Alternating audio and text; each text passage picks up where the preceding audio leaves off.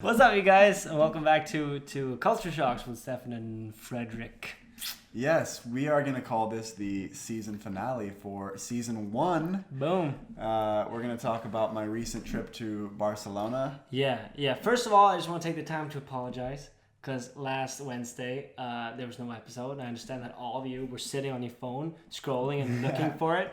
And we've been so consistent with like every week from week 1 of this year. Yeah. And this 1 week we just didn't get ends meet because we record it on a Monday and then we release it on a Wednesday. Exactly. And maybe some people would say like, yeah, but you should stock up on episodes. Yeah, maybe, but we like to stay current. Exactly. And I was gone in Barcelona for a week, so it was tricky to film. Our plan was to film and do a delayed release when I got back. And after an entire week in Barcelona, I was just completely dead because I was actually working down there too. And the work day. Well, that was the thing you were doing there. Yeah, the work day in Barcelona. It's like people start working at like 9 in the morning, and they like are still working at like 8 at night. It's like the longest work days ever.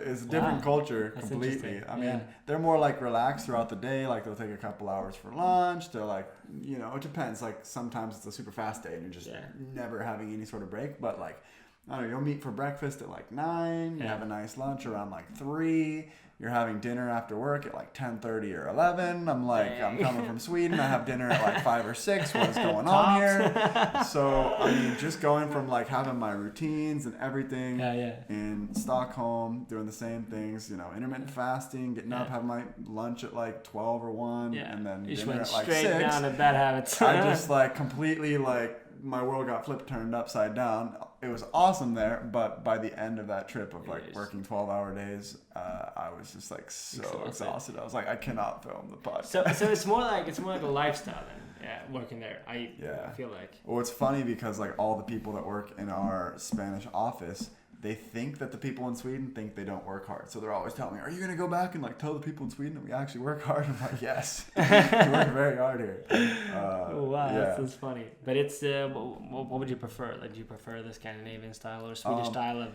just working till 5 or 6? And I think like for my lifestyle, I'm like very efficient when I work. So I have so many different things going on. I like to work out. I got my YouTube stuff going on. So it's like I try to just like get my work done as fast as possible and as efficient as possible. Whereas they kind of like stretch it out because there's this like principle like if you have 2 hours of work but you have like 6 hours to fill it with, you'll like stretch out the 2 hours of work. Yeah. Right. Yeah. And if you have only 2 hours, you'll get it done in 2 hours. Yeah. So it's like deadlines are really good. Yeah. So I prefer the work life in Sweden for that, but I do prefer the social aspect of work in Spain. Like everybody's sitting down having lunch together. Like my colleague was in the Spanish MasterChef and he's cooking like super gourmet food every lunch, and we're like having a glass of wine with lunch, and that's completely normal there. Wow. Yeah. And they drink more often, but not as much, I guess. Exactly. And for the flavor. Yeah. At least like for my personal job, this wouldn't be the same for anybody, but like in Sweden for the company I work for, 360 Player, we have like our development team in Stockholm. So we have like 8 or 9 like people working on developing the app basically that we work with. And I'm doing marketing. And most of our like sales people are not in Stockholm. Like we have one salesperson based in Stockholm and he's on paternity leave. So it's like nice. We have lots of salespeople in Spain and a lot of connections and clients in Barcelona. So for me as like a content creator, I'm like meeting like former Spanish national team players, professional freestylers. It's like I'm in heaven down there and like doing testimonials with clients in Spanish all the time. And it's like I was working 12-hour days, but it did not seem like it at all. Just went down like that. Boom. Versus like here in Sweden, it's like there's not as many like connections and things for me to film. And so like I'm sitting at home like trying to come up with like Instagram posts and YouTube videos for work. And it's much more difficult when you don't have access to those contacts. So for that reason, the work days went by so much faster. It's like we're eating lunch at 4 some days, and I'm like, wow, I'd be almost done with work in Sweden. It's like we're just like halfway through the day here. Wow. But I didn't even think about it because we were just doing so much all the time. So intense. I mean, I feel like just the whole mentality of working all day and like actually having dinner with work as well is different. That was definitely a thing when I lived in New York. Like you would go all day. You would go home at like 10, and you just I mean, it sort of like messes with your dynamic of the day, because you work until like 1, 2, and then you have the lunch, and you can stretch that out a little bit and don't feel as stressed. But then you go back and you keep going, and then you do dinner at night together. Like it's the whole thing, the whole dynamic is different of the day, which is I feel like an interesting, different aspect of working. Yeah. And I can't imagine having a family working there. Like, how would that work? Yeah, that's something I'm very confused about. Yeah, like, how would that happen? Like, weekends are everything. But I guess, like, how do you have a family in New York also? You know, it's like the same sort of idea. But one thing that I thought was interesting is, like, in Sweden, nobody would ever have alcohol at lunch. Yeah. And it was pretty much every lunch there we would either have, like, one beer or one glass of wine. And it really made me reflect on, like, the difference in drinking cultures in, like, Spain and in Sweden, because like in Spain, people have like a glass of wine with a meal for lunch, and it's no big deal. Nobody even thinks twice about it. And here that like never happens. But at the same time, sort of frowned upon. At the same time, it's like people in Spain, I don't think they get like as drunk as Swedes do. On like Friday, Saturday night, it's like Swedes sort of like the social code. Like you're not supposed to drink all week long. Yeah. And then Friday and Saturday night, you can drink as much as you want. And people will drink like 10, 12 drinks. Yeah, yeah. And that's like binge drinking. I've noticed these tendencies, like even in myself living here. Like I used to never do that. Yeah. You know, I was like growing up in the German family, and we'd have, you know, like a beer with dinner or something. Yeah, yeah. And it's just like the alcohol is less of like a social thing here. Yeah, yeah, yeah. It's more of like a get drunk party thing here. I know. It seems like. Yeah, yeah. And I think like there's a lack of really knowing what you're drinking and matching that with the right sort of foods. I feel like that's more of a given in Spain. Like we want this wine to this food, or like this is a good lunch wine or whatever. Yeah. But it's kind of rare. Some people definitely like wine. Like a lot of our friends, like Sophia, for instance, she really likes wine, and she's really into like matching. And my boss as well is a sommelier, so he never drinks unless he matches it with something. And that's really a big deal. And to them, I think just like having lunch at a certain place, like this would go great with a glass of white wine. They would definitely like be able to do that, and no one that knew them wouldn't really think twice about it, because it's like And it's so much cheaper there too, so it's more normal to like have a €3 glass of wine with your lunch. Helps, versus like €15 in Sweden for a glass of wine. It's like if you had a glass of wine with lunch every day in a month in poor. Sweden, there goes your entire paycheck. Yeah, basically. That's awesome, man. That's so cool. It's cool how you get to experience that work culture and within your Swedish job. Like that's pretty, it must be pretty awesome. Totally. And it felt very like international, because when I was there, well, it's like I'm the American that speaks Swedish with my Swedish boss that was there, and then one of our top salespeople in Spain has been working in Spain for 20 years, but he's Swedish as well. And then we had like the Spanish guys, and then we had like a French guy from our team there that was actually a French speaker from Switzerland. His girlfriend was there from Germany. Then we had an Italian representative that also lives in Barcelona. All of Europe. And then we had a Portuguese professional player who was doing testimony. So it's like I'm meeting people from all over the world, and I just felt like it was so cool to be in this like super international environment. That sounds awesome, man. Yeah. And everybody's so friendly. You're like, I'm a citizen of the world. Yeah. How you doing? Yeah, I love it. I absolutely love it. That's cool. So. Yeah, no, we were just home chilling, like going to work, bus 72. But yeah, actually in Stockholm these couple of weeks, like the weather's been bomb. Yeah. And I mean, it's such a cliche to say like, the weather, it's nice, but like literally in Stockholm, like it's ridiculous. It never ceases to amaze me how different Stockholm is when the sun is out. Like it's a completely different city. Just walking around, and like there's people out smiling, like people are really nicely dressed, and just like all the restaurants are full of people sitting outside with like drinks, and just every place is sold out. Like it's so different. And these last couple of weeks, like summer really arrived, and everyone just seems a lot happier. We start hanging out with like the squad again. Just like walking home last night, I was like in a t-shirt, and I was thinking to myself like, wow, like 9 months out of the year I'm not enjoying walking home in Sweden because I'm literally just miserably trying to walk back, freezing my ass off as fast as I can to get home. And like in June, July, and August in Sweden, it's like you can actually just enjoy like walking outside even it's not in too the hot. nighttime. Yeah. How's the weather in Barcelona? Was it super hot? That was interesting because I was actually really worried and upset before my flight because I looked at the 7-day forecast in Barcelona. It was like 4 out of my 7 days was like rain. And I'm like, wow, we just had rain for a month in Sweden. Now I'm going to go to a place that's always sunny and it's supposed to rain every day that I'm there. Yeah. And I was all concerned. I was having meetings with the guys in Spain. It's like, we're supposed to film all this content outside. It's supposed to rain the whole time. Yeah, like, what do we do? Yeah. They were like not worried about it at all. I was like, wait a sec. I was like, if it says it's going to rain, they're like, oh, you never know. It's so, and then the entire week I was there, I didn't feel a single raindrop. Wow. I didn't see a single, actually it rained at night, maybe for like 20 minutes, like a couple of the days. But I was like, wow. You were working, so this is nuts because in Sweden it says sun and you get rain. Yeah. And there it says rain. You get sun. And literally nobody's even worried about it. Yeah. And they're like, yeah, it's just sunny all the time here. Yeah. Like, wow, I should just.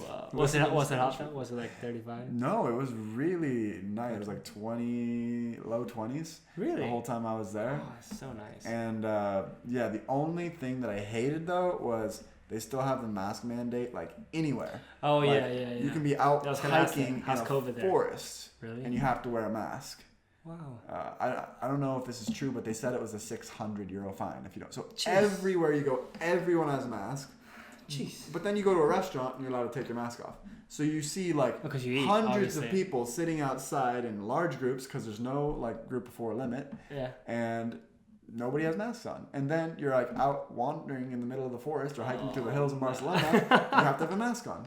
It makes zero. There's so sense. many like inconsistencies. I feel like in a lot of Corona restrictions. And every country has their own stuff that just this makes zero sense. I mean, to us, in my opinion, it was like the malls were staying open, and people would just like it would be packed in the malls. Yeah. But they wouldn't open the amusement parks. Yeah. Like the amusement parks, they haven't been able to open for over a year. Now finally they open under restrictions. Yeah. Could have done that last year, definitely. Like they could have done it in a really good way because they prepped for that. Yeah.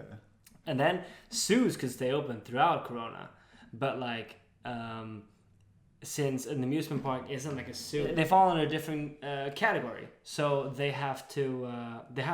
were forced to stay closed. Yeah. And can you imagine like being invested in like an amusement park and just like seeing these restrictions? Like it makes no sense, and no one can reply. Like no one can answer you why it is the way it is. Yeah. Because everyone realizes why that it doesn't make sense, but like it's too much of a hassle to change that.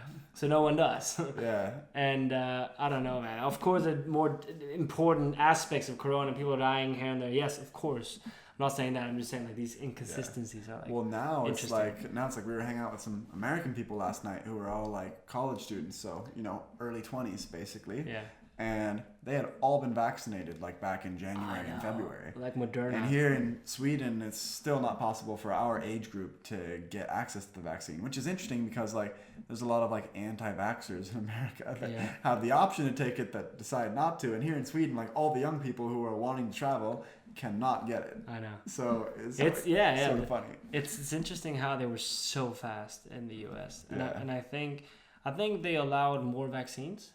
I think they allowed obviously Moderna. Yeah. And we were sort of hesitant about AstraZeneca here. Okay. And so we couldn't use all those doses either.